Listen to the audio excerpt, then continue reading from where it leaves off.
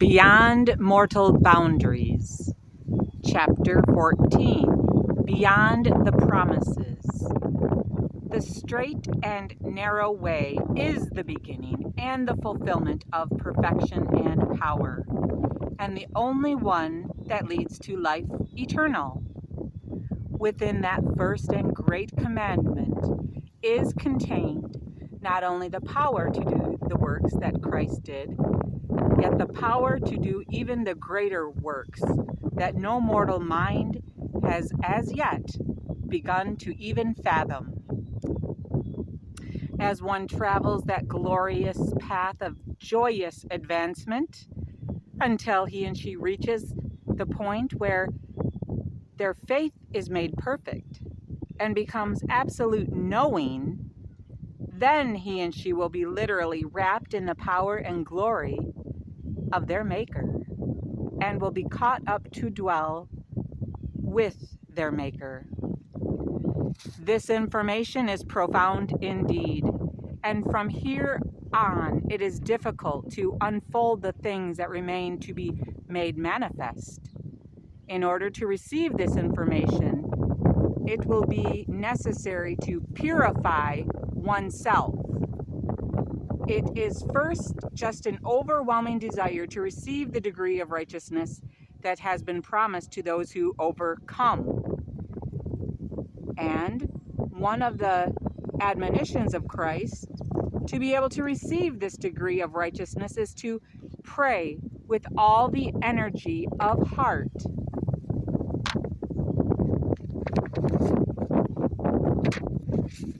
To pray with all the energy of heart. The wind of change is whipping. Again, to be able to receive this degree of righteousness is to pray with all the energy of heart that you might be possessed by this great love of Christ. All anyone has to do in order to come out from under the dark burden of the make-believe or counterfeit power is to truly begin to live and to fulfill that first and great commandment. As it is fulfilled, the second one will be fulfilled also. For it is impossible to love Prime Creator with all one's mind, heart, body, mind, and soul, and still use the mind to think unkind thoughts or to cling to ugly resentments or nasty little hurts. One's mind and lips will automatically lose the power to either hurt or wound, and his voice will be heard among the gods and goddesses, for he will have joined in their perfection.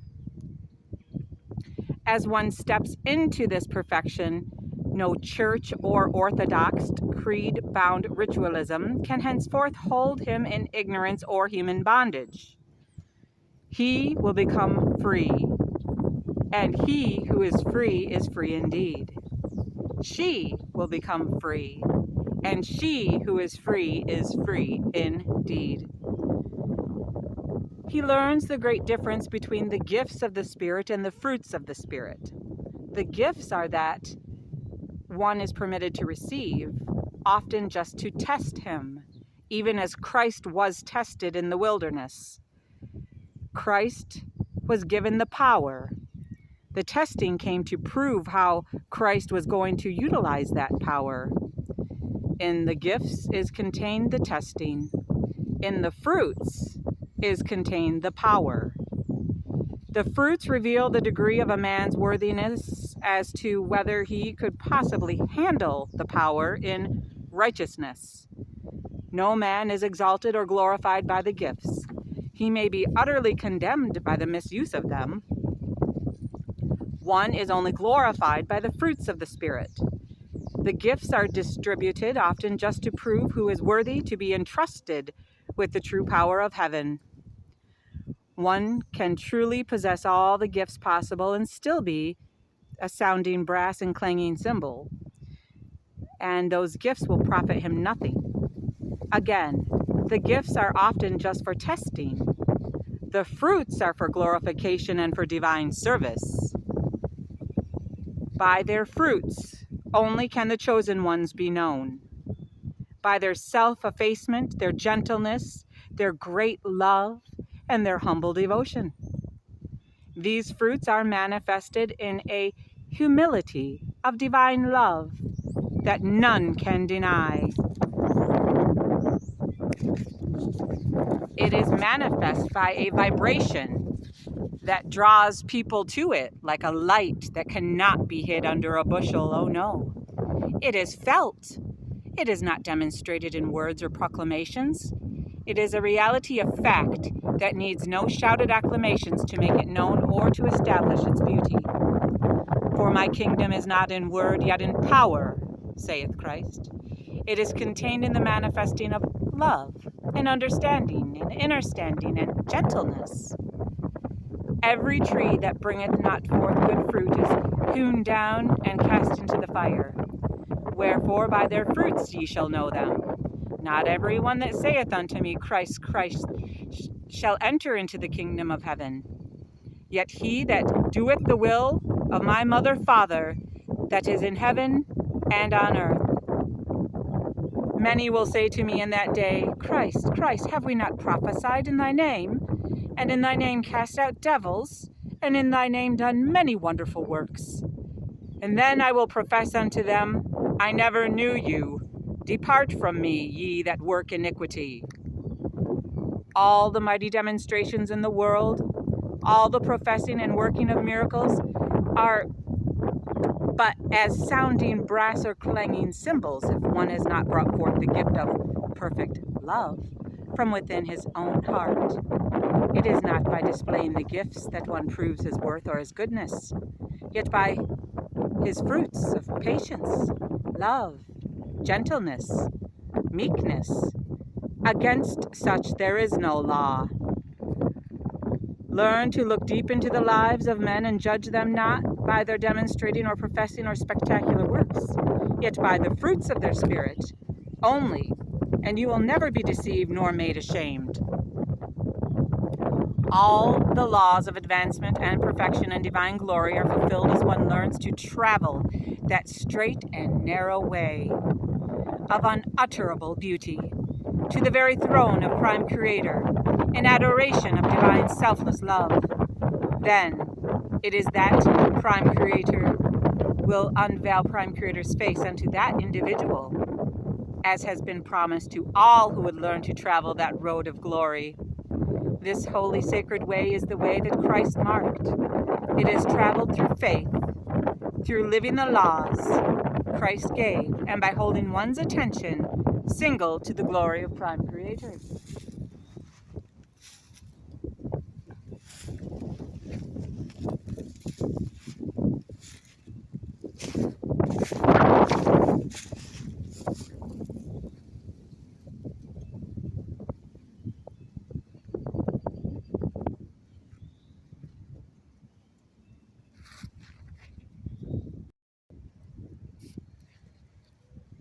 As these greater things are accomplished and fulfilled, then only can one be prepared to do the greater works that as yet not have ever imagined. The greater works that as yet none have ever imagined. And now one thing more I am instructed to add to this chapter. It is contained in Matthew chapter 7 and verses 13 to 23, and deals with the great and mighty truths of Prime Creator as follows. Enter ye in at the strait gate, for wide is the gate and broad is the way that leadeth to destruction, and many there be which go in thereat.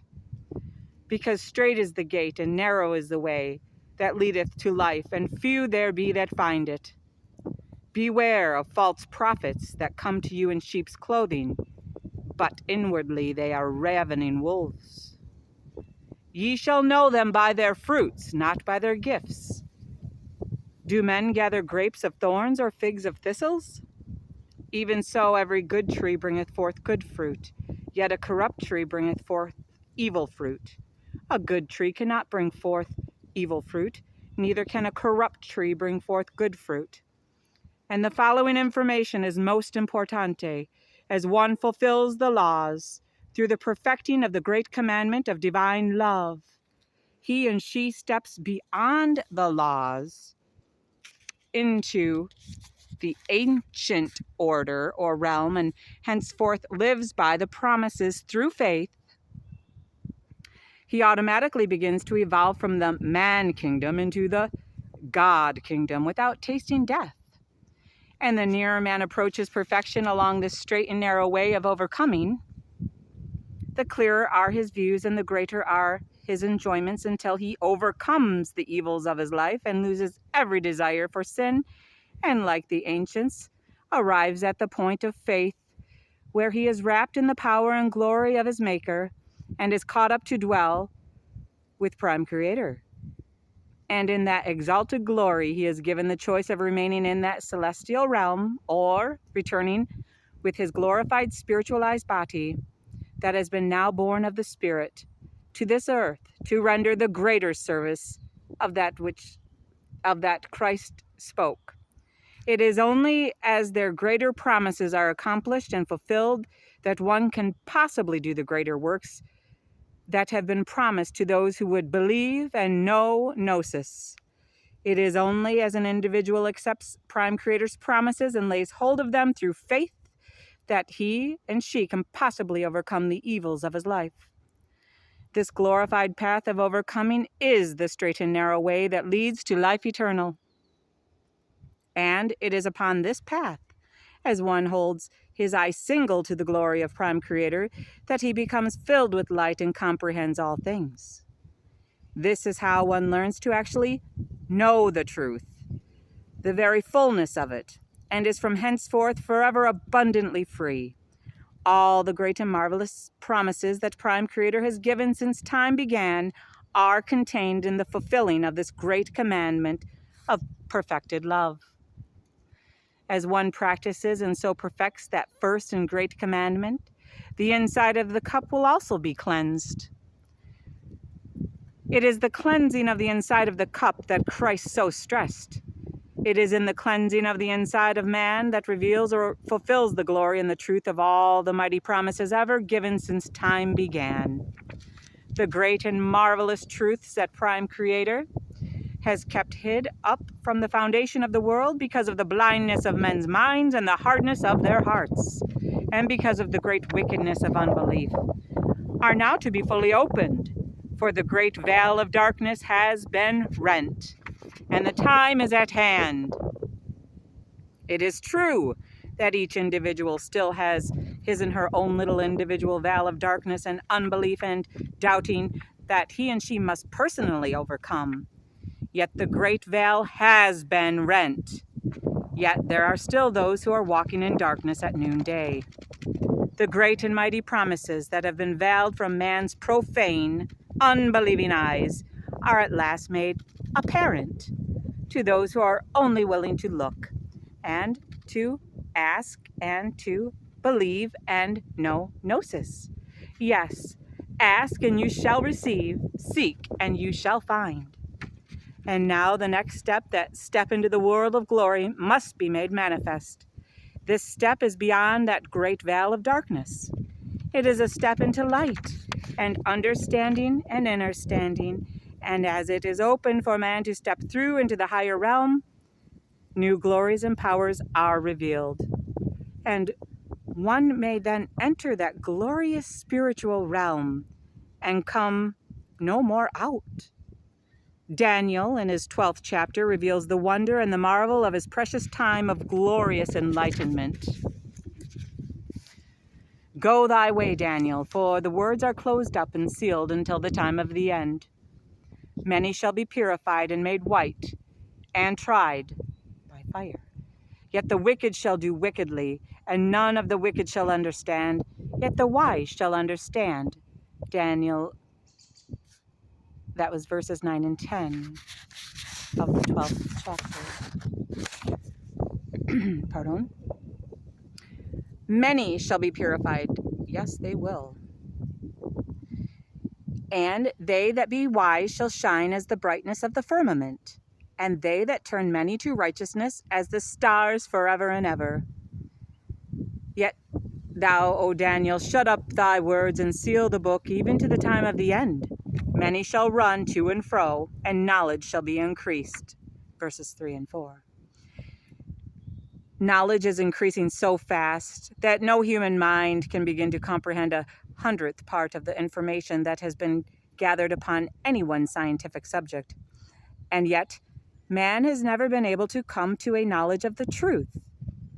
There are more illness, more despair, more deformities in babies, more insanity, and more desperate problems that need solving than there have ever been on the earth before.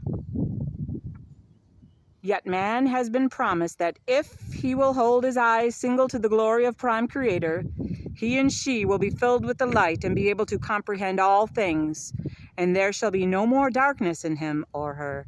In other words, he and she will have overcome all the evils of his life.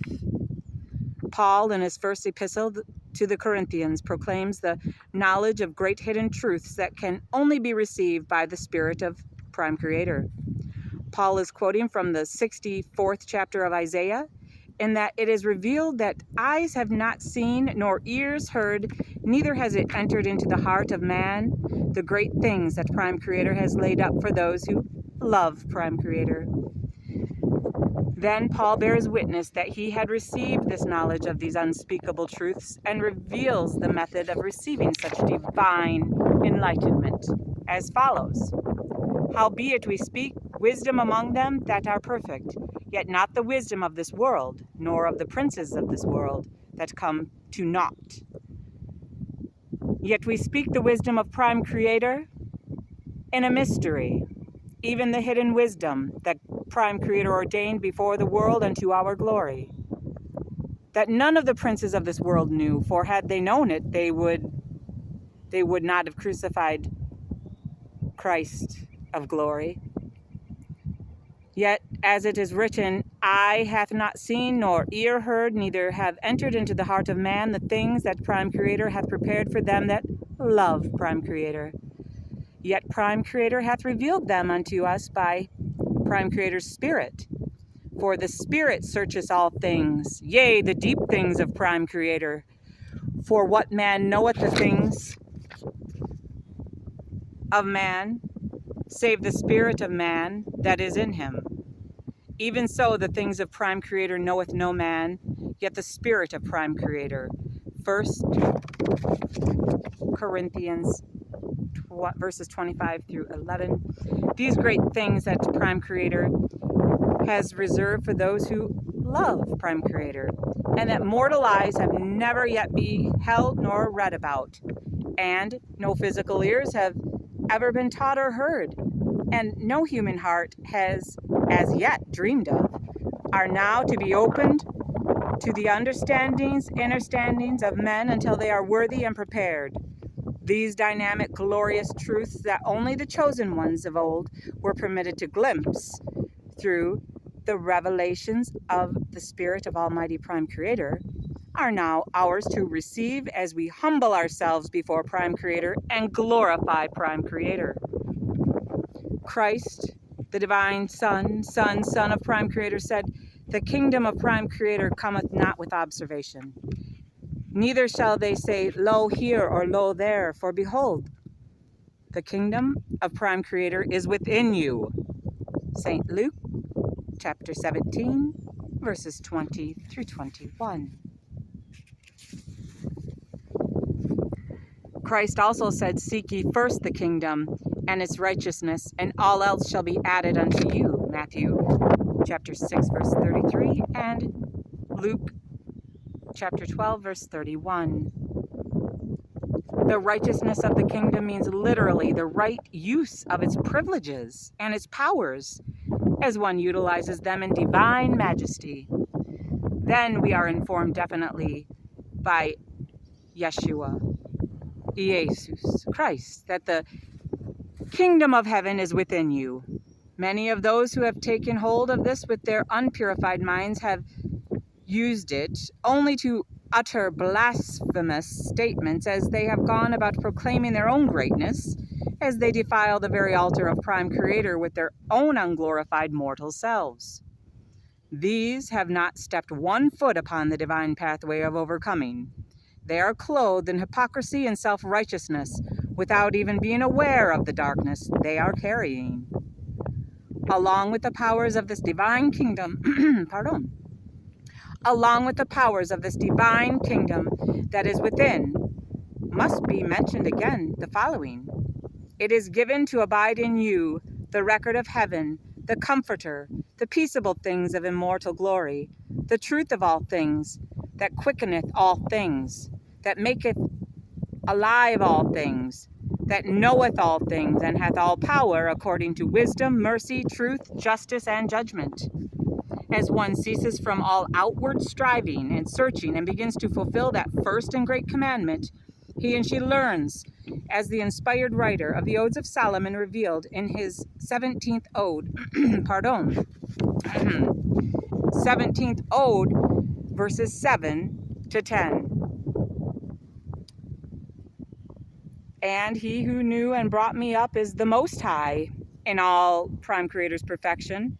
And Prime Creator glorified me by Prime Creator's kindness and raised my thoughts to the height of Prime Creator's truth. And from thence, Prime Creator gave me the way of Prime Creator's precepts, and I opened the doors that were closed, and brake in pieces the bars of iron, yet my iron melted and dissolved before me. Nothing appeared closed to me, because I am the door to everything. Through the fulfilling or living of the first and great commandment, that inner door to the realm of heaven is opened wide. The effulgent light is beautiful beyond the power of words to unfold. There are really no words to describe its unutterable beauty. Therefore, no ears have ever heard of it, and no mortal eyes have ever beheld it, because as one has attained unto this inner realm, he and she is no longer just a mere mortal, and would not desecrate the glory of this divine kingdom by boasting of having entered it. As one enters this holy, sacred kingdom of Prime Creator within, all else is truly added unto him and her. As he and she breaks those hardened seals upon their own heart, and they melt away and realize that he and she truly is the door to everything. One, having fulfilled all the laws of mortality by perfecting that first and great commandment, he is no longer under the laws of mortality. He and she passes beyond the earthly, physical laws and evolves into the realm of immortality, and that realm becomes his and her own. Such a one realizes that he and she is standing in the Holy of Holies, not as it was in Solomon's temple, yet as it is in the realms of heaven. It is beautiful beyond all the words of the earth to describe.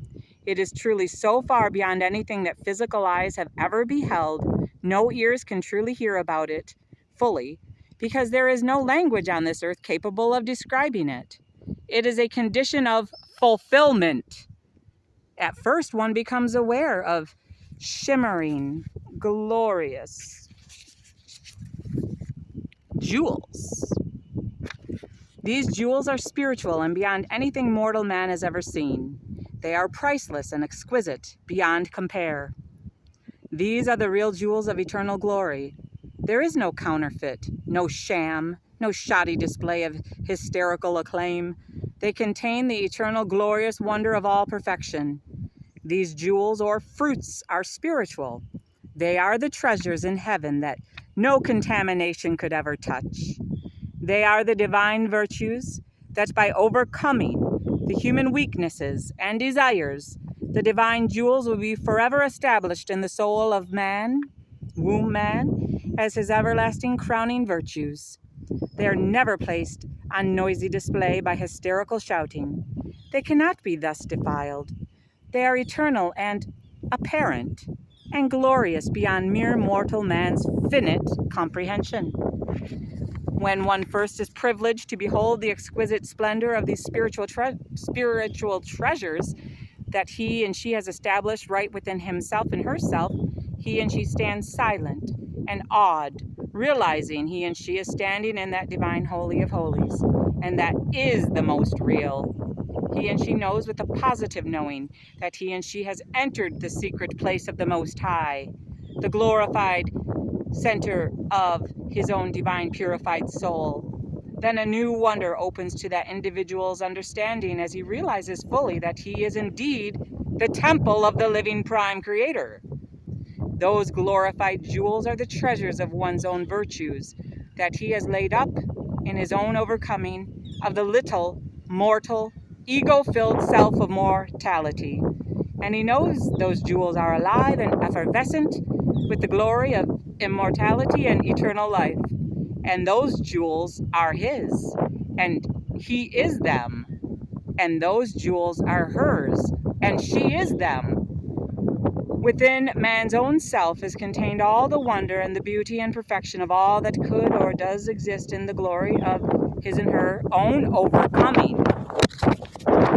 Then one realizes there is still another step to be taken. He must be clothed, the outside of himself, in the glorious radiance of those magnificent inner jewels. Mankind has forever sought to cleanse the outside of himself by his accepted rituals and formulas and often hypocrisy, yet the outside can never be perfected until the inside is completely purified. As one, by diligent seeking, enters or finds that divine kingdom of prime creator, the inside of the soul is purified and glorified.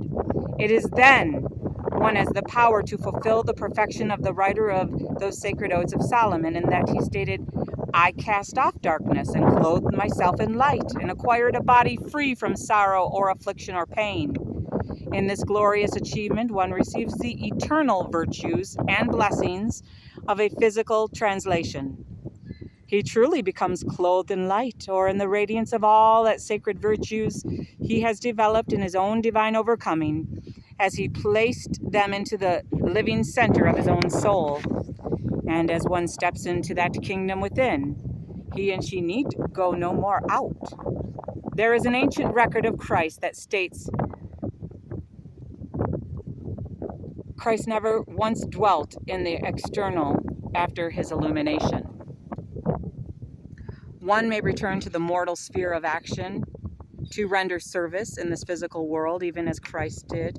Yet, he and she is no longer of the world, nor can any outside happening disturb him or her.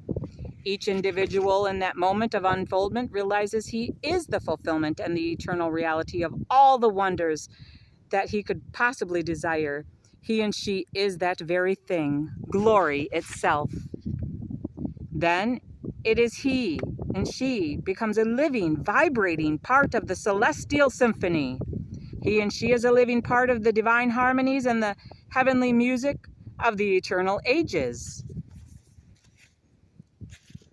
as they are released to unfold a universe in the healing rhythm of eternal grandeur. As one clothes himself with the pure radiance of those spiritual jewels of his own perfected overcoming, he comprehends why mortal eyes have never beheld the glory of those things that Prime Creator has reserved for those who love Prime Creator. In reaching this kingdom within and laying claim to it through the perfecting of that divine gift of love, one fulfills all the laws. Then automatically he steps beyond the order of realm of even the patriarchs.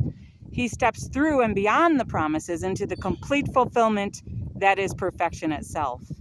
Then, in one moment of realization, the progressing individual becomes aware that the divine key to the door to everything, that first and great commandment, has been with man from the beginning of time.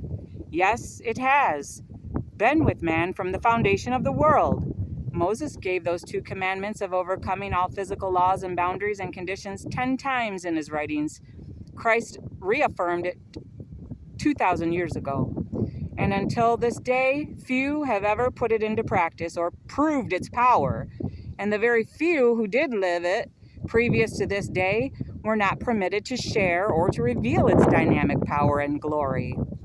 Now, at last, it is man's privilege to comprehend the literal power and meaning of those divine words and to prove them. As this glorious inner kingdom is earned and entered into, one literally clothes himself in light. He and she clothes him and herself in the radiance of those celestial jewels, his and her own sacred treasures of divine integrity and perfected love. Then he and she knows why Solomon, in all his glory, was not arrayed as beautifully as even the lilies of the field. the material